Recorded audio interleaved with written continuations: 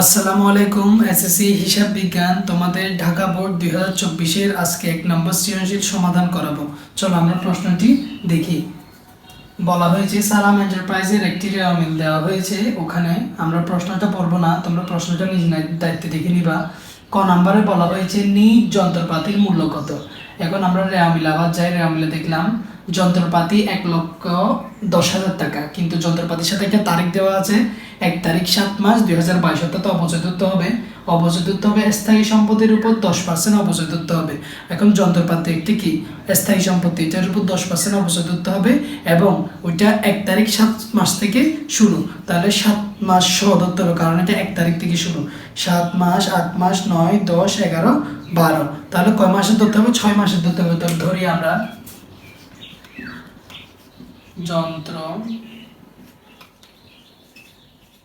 যন্ত্রপাতি 1,10,000 টাকা, ওইটা থেকে আমরা অবচয় বাদ দিব। এখন অবচয় কেমন ধরবা?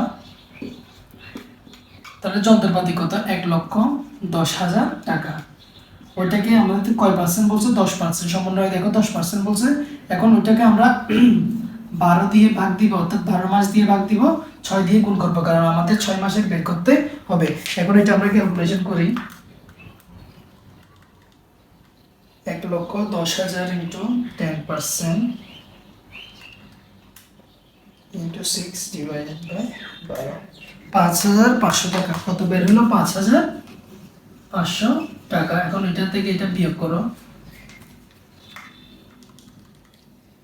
1,10,000 বিয়োগ 5,500, 1,04,500 টাকা। 1,04,500 টাকা, এটা হচ্ছে কি আমাদের উত্তর। এটা কি আমাদের উত্তর। দেখো যন্ত্রপাতির তারিখ দেওয়া থাকলে এটা একটু খেয়াল করে তোমরা নিজ দায়িত্ব করে নিবা। তারপরে আমরা আমাদের খ নাম্বারটা সলভ করে ফেলবো। খ নাম্বারে কি বলছে দেখি।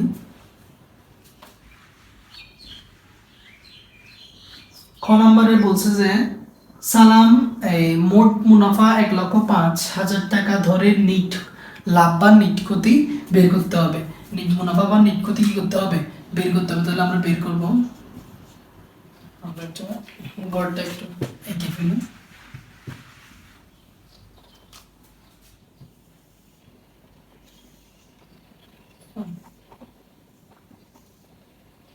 টাকার উপর 3টা হবে।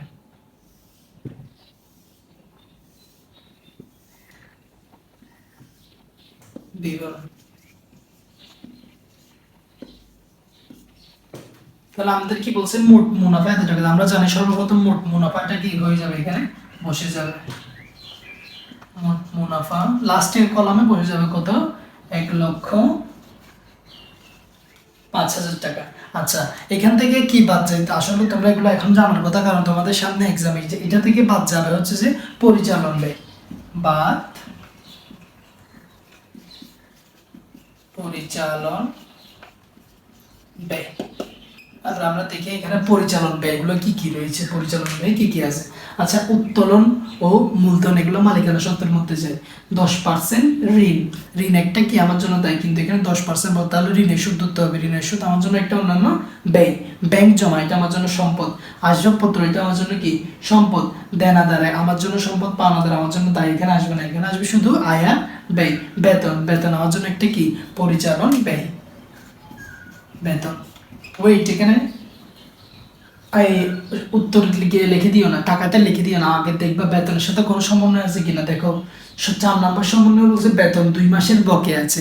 কত টাকা এটা বলে না, বলছে বেতন 2 মাসের কি আছে বকে আছে। তার মানে রেওয়া মিলে যে বেতনটা আছে ওইটা 10 মাসের বেতন। রেওয়া মিলে যে বেতনটা আছে ওটা কি 10 মাসের বেতন, 20,000 টাকা।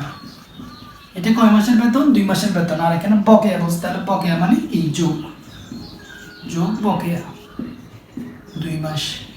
কেমন? তাহলে 2 মাস তুমি কেমনে বের করলো? রেওয়া মিলে যেটা আছে এটা কত মাস? 10 মাস, আর এখানে 2 মাস, তাহলে টোটাল 12 মাস। তাহলে আমরা 20,000 টাকাকে 10 দিয়ে ভাগ দিব, কারণ 10 মাসের বেতন আছে ওখানে।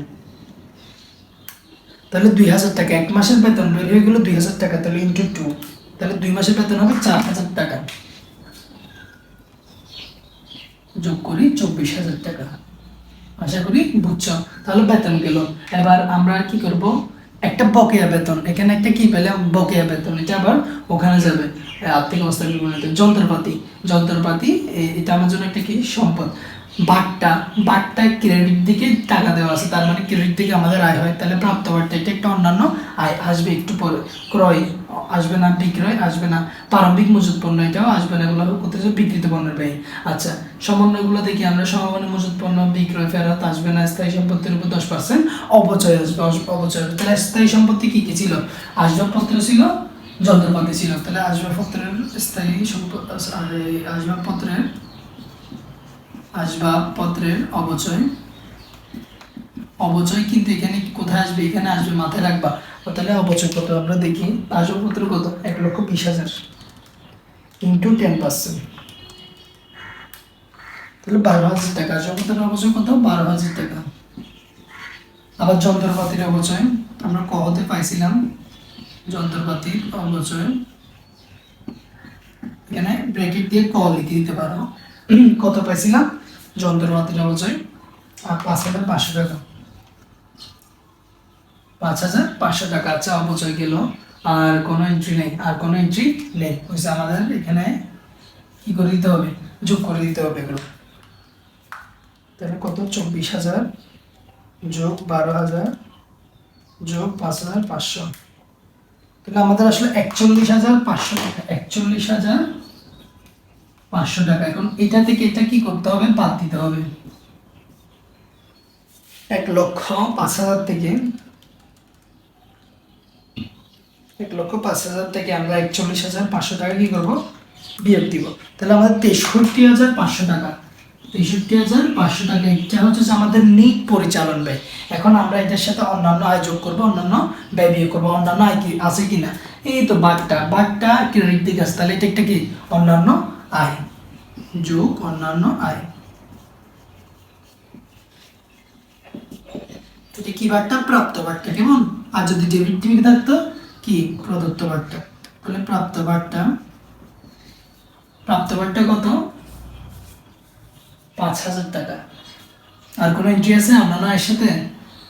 না, আর কোনো এন্ট্রি নেই। প্রাপ্ত বাট্টা 5,000 টাকা। তাহলে 63,500 সাথে যদি 5,000 যোগ করি, আমার আসবে 68,500 টাকা। কত হবে? 68,500,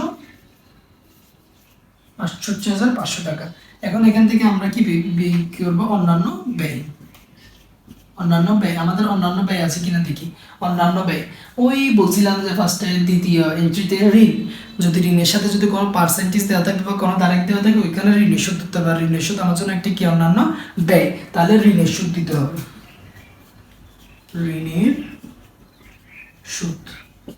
তাহলে আমাদের কয় পার্সেন্ট দিতে হবে? 10%। ঋণের সুদ 1,00,000 টাকা, 10% 10,000 টাকা আসবে, আর কোনো এন্ট্রি নেই। এটি কি করতে হবে? বিয়োগ করতে হবে। তাহলে 68,500 থেকে, 68,000, সরি 68,500 থেকে যদি আমরা 10,000 বাদ দিই, 10,000 বাদ দিলে 58,500 টাকা। এটা হচ্ছে যে আমাদের কি? নিট লাভ। এটা আমাদের কি? নিট লাভ। নিট লাভ, এটা আমাদের কি? নিট লাভ। এটাই উত্তর। এখন আমরা গ নাম্বার প্রশ্নের সমাধান করব। গ নাম্বারে বলা হয়েছে সালাম এন্টারপ্রাইজের আর্থিক অবস্থার বিবরণী প্রস্তুত করো। আমরা ঘরগুলো লিখলাম, তোমরা এগুলো নিজ দায়িত্বে এঁকে ফেলবে। আমার বোর্ড ছোট, তাই আমি এগুলো লিখছি না, এগুলো কিন্তু লিখতে হবে। আচ্ছা, আমরা কি আর্থিক অবস্থার বিবরণী প্রস্তুত করব। সবসময় আর্থিক অবস্থার বিবরণীতে সবগুলো সম্পদ এবং দায়গুলো কি আসবে। আচ্ছা, তাহলে আমরা দেখি। এই প্রথমে আমরা কি করব? চলতি সম্পদগুলো বের করব। চলতি সম্পদ। আচ্ছা, আমরা চলতি সম্পদগুলো দেখি। উত্তোলন ও মূলধন, এগুলো মালিকানা সত্ত্বে যাবে, ঋণ একটা দায়ে যাবে, ব্যাংক জমা। ব্যাংক জমার জন্য আমার জন্য একটি কি? চলতি সম্পদ। ব্যাংক জমা, ব্যাংক জমা কত? 40,000। ব্যাংক জমার সাথে কোনো কি নাই? সমন্বয় নেই। আচ্ছা, তারপরে কি? ব্যাংক জমা 40,000। তারপরে কি? আসবাবপত্র। আসবাবপত্র আমার জন্য কি? একটা স্থায়ী সম্পদ, চলতি সম্পদ না। দেনাদার, দেনাদার আমার জন্য একটা কি? চলতি সম্পদ। দেনাদার, দেনাদারের সাথে কোনো সমন্বয় আছে? আছে, বিক্রয় ফেরত দেনাদার থেকে বিক্রয় ফেরত বিয়োগ যাবে যদি হিসাবভুক্ত না হয় বা অলিখিত হয়। আচ্ছা দেনাদার কত? দেনাদার ৭৫,০০০ টাকা বিয়োগ অলিখিত, অলিখিত বিক্রয় ফেরত, কেমন? আবার রেয়া মিলের বিক্রয় ফেরত বাদ দিয়ে দিও না। অলিখিত বিক্রয় ফেরত কত? ১০,০০০ টাকা বিয়োগ করি, তাহলে কত আসবে? ৬৫,০০০ টাকা। আর সমন্বয় নেই, তারপরে কি আমাদের দেনাদার চলে গেল। পাওনাদার আমার জন্য একটা কি চলতি দায়? বেতন। বেতন আমার জন্য একটা ব্যয়, বকেয়া বেতন একটা আছে, এটা আমার জন্য কি দায়। তারপর চলতি দায়, তারপর হচ্ছে যন্ত্রপাতি। যন্ত্রপাতি আমার জন্য একটা কি স্থায়ী সম্পত্তি। বাট্টা আসবে না, ক্রয় বিক্রয় আসবে না, পারমিক মজুত পণ্য হবে, সমাপনী মজুত পণ্য আসবে, সমাপনী মজুত পণ্য, সমাপনী মজুত, সমাপনী মজুত। সমাপনী মজুত পণ্য কত আছে? ২৫,০০০ আছে, ৩০,০০০, যেটা কম ওটা নিব আমরা। তাহলে আশা করি তোমরা জানো। তারপরে কি বিক্রয় স্থায়ী সম্পত্তির উপর 10%। তাহলে আমাদের এখানে চলতি সম্পদ বের হয়ে গেল। চলতি সম্পদ কত? টোটাল ৪০,০০০ যোগ ৬৫,০০০, ২৫,০০০, ১,৩০,০০০ টাকা। আমাদের চলতি সম্পদের পরিমাণ কত? ১,৩০,০০০ টাকা। এখন আমরা স্থায়ী সম্পত্তি বের করব।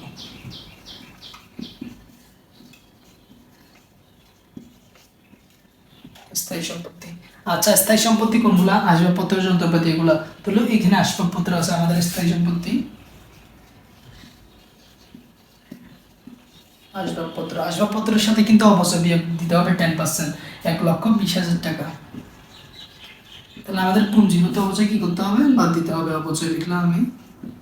অবচয় এখানে কত আসবে? ১২,০০০ টাকা বিয়োগ করি। ১,২০,০০০ থেকে যদি ১২,০০০ চলে যায় তাহলে ১,০৮,০০০ টাকা। ১,০৮,০০০ টাকা, ঠিক আছে, ১,০৮,০০০ টাকা। তারপর আমরা কি অবচয় আরেকটা অস্থায়ী সম্পদ আছে, ওইটা হচ্ছে যে যন্ত্রপাতি। যন্ত্রপাতি, আচ্ছা আমরা ক নম্বরে নিজ যন্ত্রপাতি বের করছিলাম না? কত বের করছিলাম? এই যন্ত্রপাতি ১,১০,০০০ বিয়োগ ৫,২০০ মানে দিলে হবে, মনে আছে তো আমাদের? ৫,৫০০, ১,০৪,৫০০ টাকা ছিল। ১,০৪,৫০০ টাকা। আচ্ছা আমাদের কি অবচয় আর আছে? গে আছে? স্থায়ী সম্পত্তি আর আছে না? আমাদের স্থায়ী সম্পত্তি আর নেই। এই ধরনের ক্যালকুলেশন করে আমরা দিকে বসে দিই। 1,300 যোগ 4,540, ২,১২,৫০০ টাকা। ২,১২,৫০০ টাকা। আচ্ছা আমাদের কি এখানে দীর্ঘমেয়াদী কোনো সম্পদ রয়েছে, মানে বিনিয়োগ বা সঞ্চয়পত্র? এগুলা না, এগুলো নেই। অলিক সম্পদ, অলিক সম্পদও নেই। তাহলে এই দুটোটা আমরা যোগ করে দিব। ১,৩০,০০০ যোগ ২,১২,৫০০, ৩,৪২,৫০০ টাকা। ৩,৪২,৫০০ টাকা। এখন সেম আমাদের কি করতে হবে? দায় বের করতে হবে। তাহলে আমরা আগে চলতি দায় বের করি। চলতি দায়, আমাদের চলতি দায়ে ছিল কি? এই ঋণ, ঋণ তো স্থায়ী দায়। আচ্ছা ব্যাংক জমা, আসবাবপত্র, পাওনাদার। পাওনাদার আমার জন্য কি একটা চলতি দায়। পাওনাদার কত ছিল? ৫০,০০০ টাকা। আচ্ছা তারপর আমাদের ঋণ, ঋণের সুদ, বকেয়া ঋণের সুদ, অর্থাৎ ঋণের সুদ কি ছিল? বকেয়া ছিল। কত টাকা ছিল? 10%, ১,০০,০০০। তাহলে ১,০০,০০০ টাকা বকেয়া ঋণের সুদ। বকেয়া ঋণের সুদ, ঠিক আছে। বকেয়া যদি ঋণ, কোনো ব্যয় যদি বকেয়া থাকে তাহলে ওটার জন্য, ওটা তোমার জন্য কি একটা চলতি দায়। বকেয়া ঋণের সুদ ১০,০০০ টাকা, মানে ১,১০,০০০, ১,০০,০০০ সাথে ক্যালকুলেশন করলে ১০,০০০ টাকা বের হয়ে যাবে, 10%। তারপরে কি? পাওনাদার, বেতন, বকেয়া বেতন। আমাদের সমন্বয় ছিল একটা কি? বকেয়া বেতন। বকেয়া বেতন, বেতন ২ মাসের ছিল না? ২ মাসের কত ছিল? ৪,০০০ টাকা বকেয়া বেতন। তারপরে কি? যন্ত্রপাতির অবচয় হবে না, বাট্টা, ক্রয় বিক্রয়, পারমাণবিক মজুত পণ্য আসবে না, স্থায়ী সম্পদের অপচয় আসবে না, আর কিছু আসবে না। তাহলে এটা আমাদের কি? চলতি দায়। এখানে কত আসলো? 50,000, 60,000, 64,000 টাকা। কত আসবে? 64,000 টাকা। আচ্ছা, তারপর আমাদের কি দীর্ঘমেয়াদী একটা আছে, দীর্ঘমেয়াদী দীর্ঘমেয়াদী দায় একটাই আছে, ওটা হচ্ছে কি ঋণ। এতে পুরো টাকা বসে যাবে। ঋণ কত? 1,00,000 টাকা। কেমন?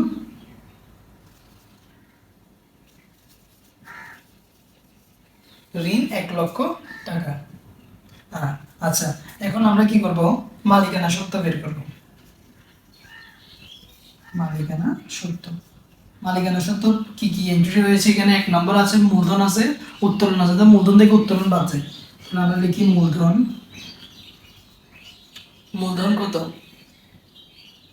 1,60,000 টাকা। মূলধন 1,60,000, এখান থেকে উত্তোলন বাদ যাবে। কেমন? মূলধন ফার্স্ট কলামে লিখি মূলধন 1,60,000 টাকা। ওখান থেকে আমরা কি উত্তোলন বাদ দিব। উত্তোলন রয়েছে 40,000 টাকা। 1,60,000 থেকে যদি 40 জায়গা আরো 1,20,000 টাকা থাকে। হ্যাঁ, আরো 1,20,000 টাকা। তাহলে আমাদের কি রয়েছে? ব্যাংক জমা আসবাবপত্র, দেনাদার ব্যাংক, তারপরে কি যন্ত্রপাতি, বাট্টা, বার্মিক মজুত পণ্য, শহরের মজুত পণ্য, স্থায়ী সম্পত্তির উপর না আসবে না। তাহলে আমাদের ওই কি নিতে হবে? নিট মুনাফাটা যোগ করতে হবে। আমাদের নিট মুনাফা কি করতে হবে? যোগ করতে হবে। নিট মুনাফা কত ছিল? আমার তো মনে নেই। নিট মুনাফা মেবি 58,500 টাকা ছিল। হ্যাঁ, 58,500 টাকা। নিট মুনাফা কত ছিল? এগুলো এই কলামে লিখলে ভালো হতো। 58,500 টাকা। আচ্ছা, এবার এটা এই দুটোটা আমরা যোগ করবো। 1,20,000 যোগ 58,500 টাকা, 1,78,500 টাকা। 1,78,500 টাকা। এখন এই তিনটা যোগ করো, যোগ 1,00,000 যোগ 64,000, 3,42,500। ঠিক আছে, এদিক দিয়ে 3,42,500 টাকা। এটা হচ্ছে কি আমাদের টোটাল আনসার। আশা যদি এই আমি একটু তাড়াহুড়া করে করছি, যদি তোমরা একটু সময় নিয়ে দেখবা, আর এই যদি ভালো লাগে আমার চ্যানেলটা সাবস্ক্রাইব এবং লাইক করে দিন।